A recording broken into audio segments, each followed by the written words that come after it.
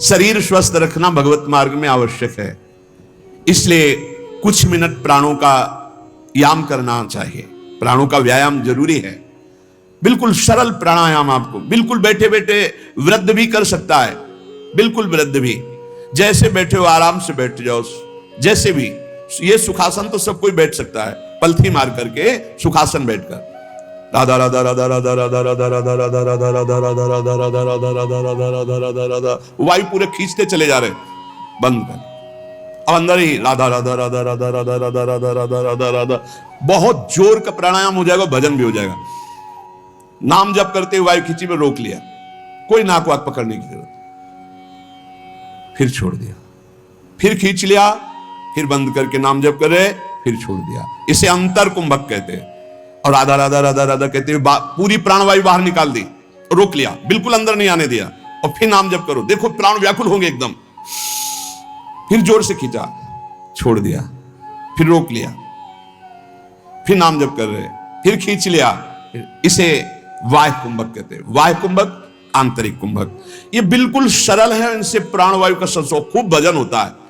अधिक से अधिक नाम जप करते हुए खींच लिया, रोक लिया, फिर नाम जप कर रहे, फिर छोड़ रहे, नाम जप करते हुए फिर खींच लिया, फिर रोक लिया, फिर छोड़ रहे, ऐसे छोड़ दिया, एकदम वायु निकाल दी, फिर रोक लिया, फिर खींच लिया, फिर छोड़ दिया। बाह्य और आंतरिक कुंभक आराम से बैठे बैठे, और 5-7 बार ऐसे जोर से दोनों नाक से खींचा, फिर बिना रोके छोड़ दिया।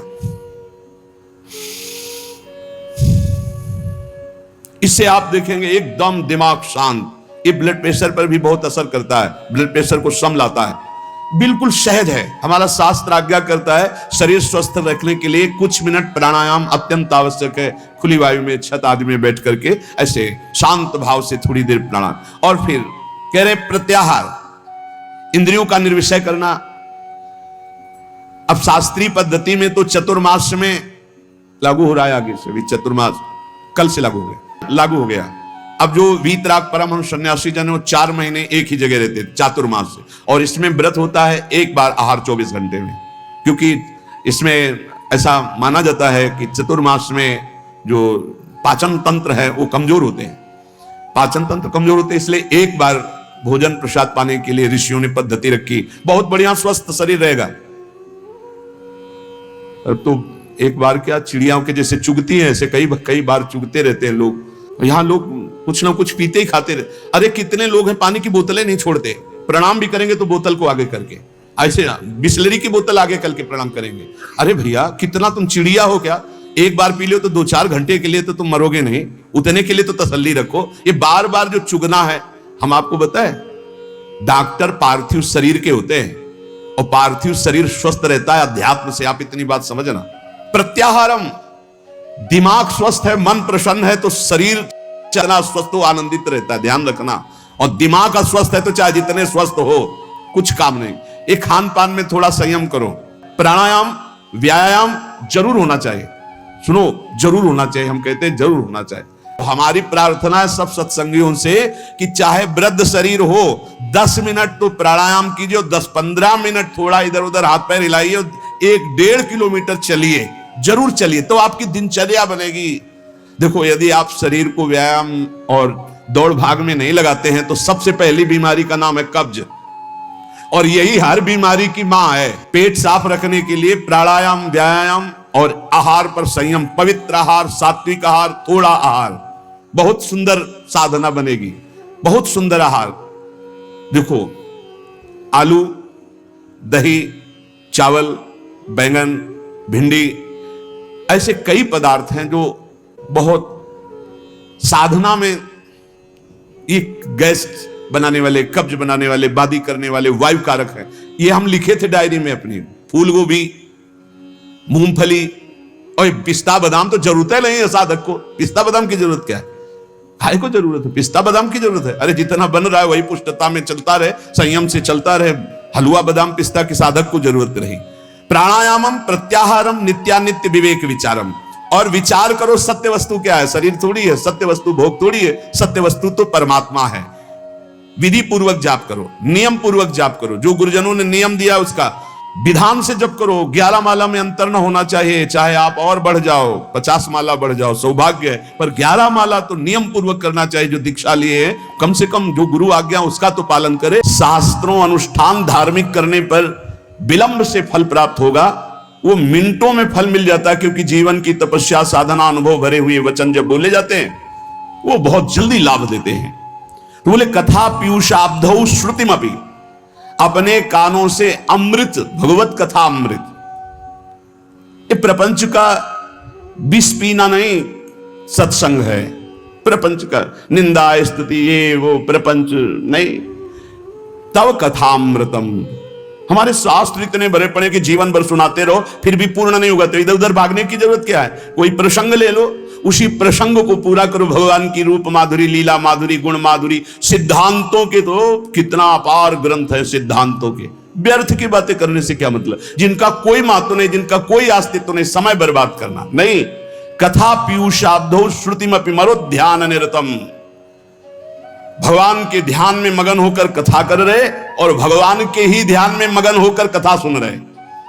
88,000 ऋषियों के मुखिया शौनक जी महाराज सूत जी महाराज से कहते हैं, भगवान हम सब ऋषि यज्ञ करते करते जटाएं धुआं से धूमिल हो गई, पर वो आनंद नहीं मिला जो आपके श्रीमुख से भगवान श्री हरि की पावन कथा अमृत श्रवण करने से हमें अभी वर्तमान में आनंद मिल रहा है। आप हमें कथा सुनाओ।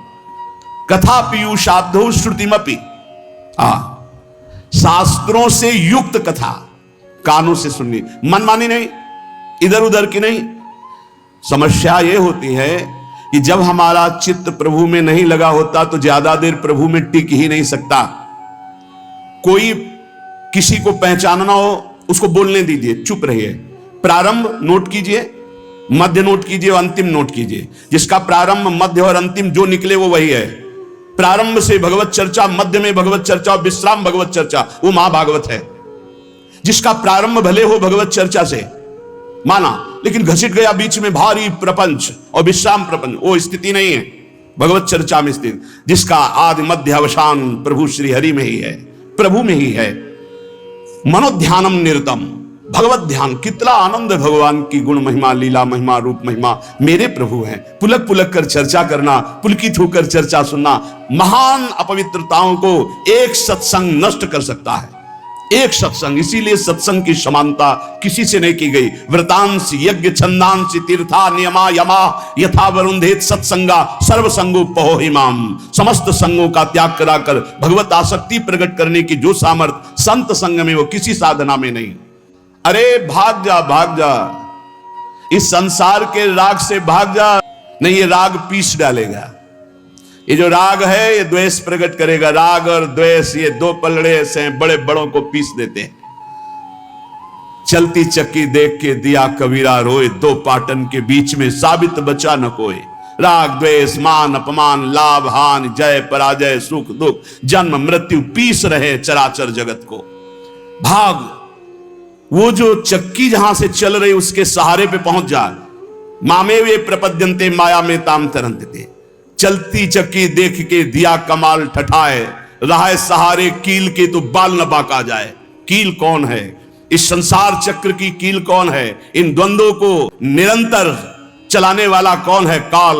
और काल का भी स्वयं महाकाल वो प्रभु है जो उसकी शरण में हो गया तो बाल न बाका जाए। सीम की चाप सके को तासु, बड़ रखवार रमापति जासु। इसलिए कह रहे हैं अरे शीघ्रम शीघ्रम, भाग भाग संसार के राग से भाग। कौन कौन से संसार के राग है?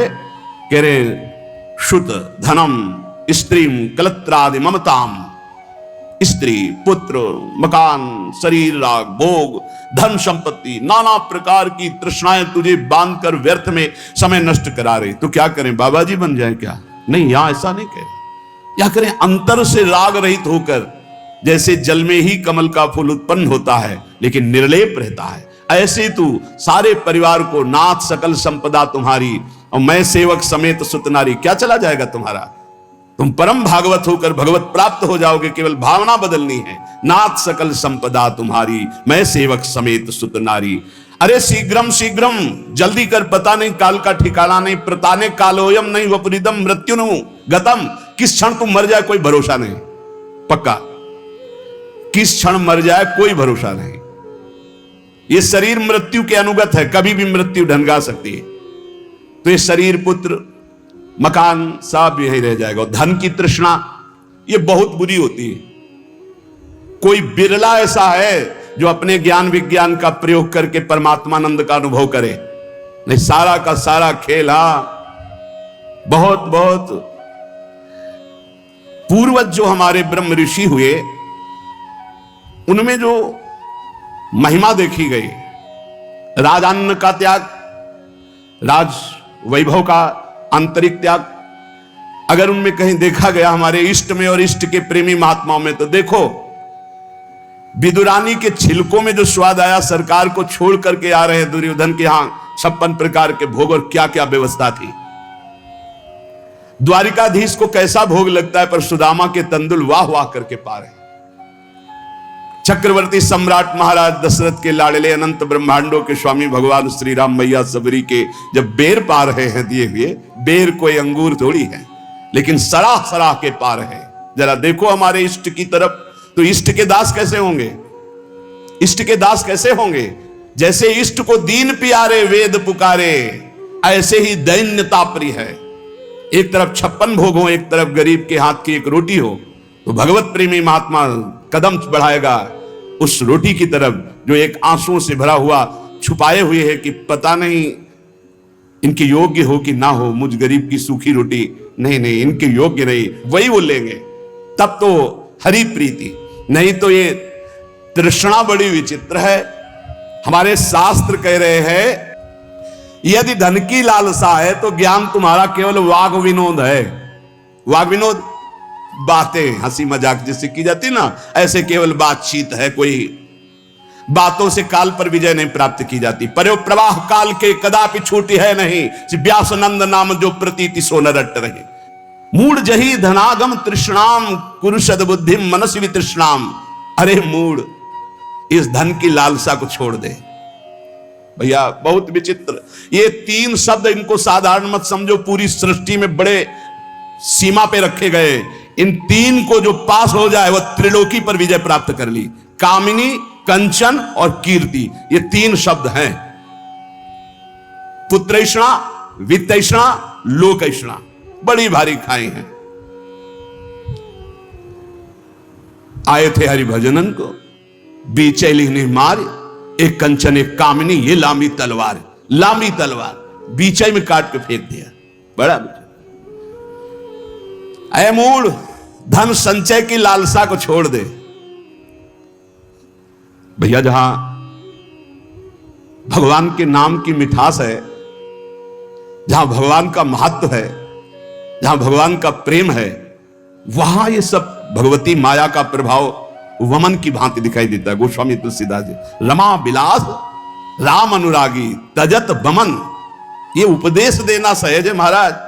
भगवान की महिमा यदि जानी होती तो ब्रह्मादिक के भोग 26 लागत ताई, ब्रह्मादिक के भोग। मूल जही धनागम तृष्णाम कुरुषद बुद्धि मनसी वितृष्णाम। मन से तृष्णाहीन होना बहुत मुश्किल है। प्रवचन कर लेना भैया सरल है, पढ़ लिया, पढ़ के सुना दिया, वाह वाह तालियां मची। अंदर जो लालसा है वो भजन से जाएगी, भजन से, वो प्रवचन से नहीं जाएगी, वो किसी पद प्रतिष्ठा से नहीं जाएगी। माया पद से नहीं परास्त होती, माया भजन से परास्त होती, भजन से। आद्य गुरु भगवान शंकराचार्य जी स्वयं कह रहे हैं, हे हरि, यद्यपि हम में आप में भेद नहीं, परम सत्य है, पर ऐसे अभेद है जैसे समुद्र और तरंग। जल विकार युक्त हुआ तो तरंगायमान हो गया, विकार रहित हुआ तो समुद्र ही। पर नाथ इतना भेद तो है, जैसे समुद्र में अनंत तरंगे उठती, एक तरंग समुद्र नहीं पैदा कर सकती, ऐसे हम में आप में भेद है। जब हरि की महिमा को हम जान गए, हरि में प्रीति हो गई, तो स्वाप्निक जगत के भोगों का महत्व कैसे रह सकता है?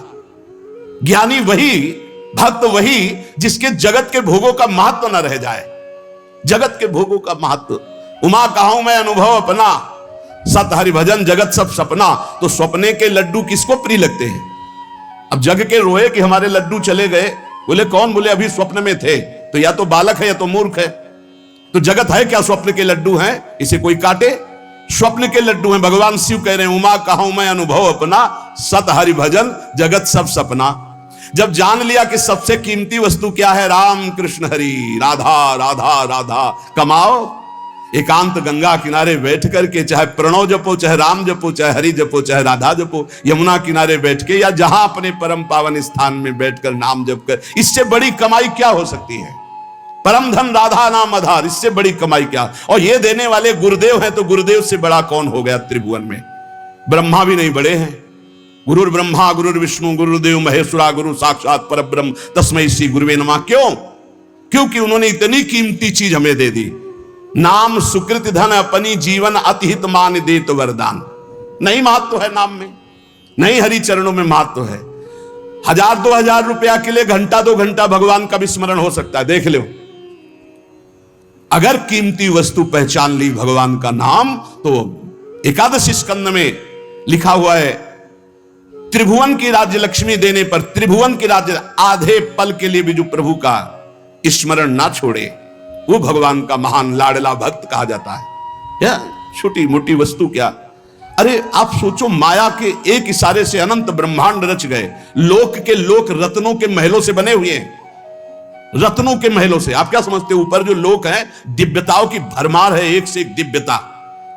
मतलब पूरी मृत्युलोक बिक जाए, ऐसे ऐसे एक एक विमान हैं, जिन विमानों पर बड़े बड़े पुण्यात्मा चलते हैं, ऐसे लोक के लोक बिक जाए, ऐसे विमान हैं। वहां के रत्न ऐसे, रत्नों से ऐसे श्रृंगारित विमान, ऐसी सुंदरियां, और वो भी एक स्वप्न है, मरने के बाद फिर वही। और सबसे महान हरि के धाम जाना है, हरि के भक्त। इससे बढ़कर जिसको हरि की पहचान हो जाती है, जिसको हरि का महत्व हो जाता है, तो सुरपति नरपति लोकपति जिनके भाव है घास घास तिनका, भगवान के दासत्व के आगे भक्त को एकमात्र भगवान में ही प्रियता और महत्ता होती है। एकमात्र भगवान त्रिभुवनपति हिरण्यकश्यप है, न प्रियता है, न महत्व है, न भय है। 5 वर्ष का बालक प्रहलाद। धन संचय की लालसा छोड़ दो, सद्बुद्धि को धारण करो, मन से तृष्णाहीन हो जाओ, प्रारब्धानुसार जो कुछ तुम्हें वित्त मिले उसी से संतोष करो। प्रारब्धानुसार भगवान जो तुम्हें दे आकाश वृत्ति से, या गृहस्थ में हो तो धर्म से कर्तव्य परायण हो करके चित्त को प्रसन्न रखो और सदैव आनंद में भगवान के भजन में डूबे रहो। ये मूढ़ता छोड़ो।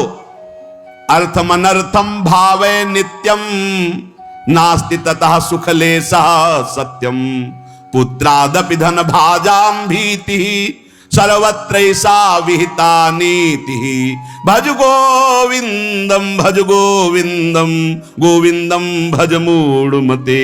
ये अर्थमान अनर्थ है सचमुच, इसमें सुख का लेश भी नहीं है।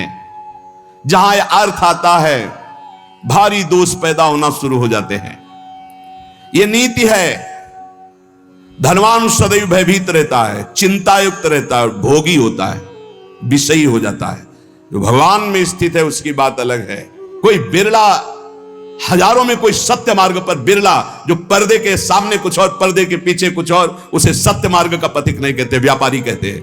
और जो एक रस रहता है, मन एक, वचन एक, कर्म एक, समाज एक, एकांत एक, वही महात्मा कहा जाता है। और ऐसे महात्मा भगवान की कृपा से मिलते हैं, अपने पुण्य प्रताप से नहीं मिलते, भगवान की कृपा से। जो भगवत प्रेमी महात्मा है, अब मोहि भाव भरोस हनुमंता, बिनु हरि कृपा मिले नहीं संता। जब दवहि दीन दयाल राघव तो साधु संगति पाइए। इसलिए कौन तेरी स्त्री पहचान पाया? बस चमड़े को देखकर भूल गया। अंदर बैठा हुआ गोविंद उसे देखा नहीं देखा। कौन तेरा पुत्र है पहचान पाया? कहां से आया है, कौन है, कब जाएगा, कहां जाएगा, कोई परिचय नहीं। बस बड़े परिचय वाले बनते हो। हाँ कौन है, हम जानते हैं हमारा पुत्र कहां से आया है, ये कौन है पुत्र रूप में, ये कब जाएगा, आपको पता है कहां जाएगा, कौन है ये, कुछ परिचय नहीं। बोलो जिससे कोई परिचय नहीं उससे तुम आसक्ति किए हुए हो।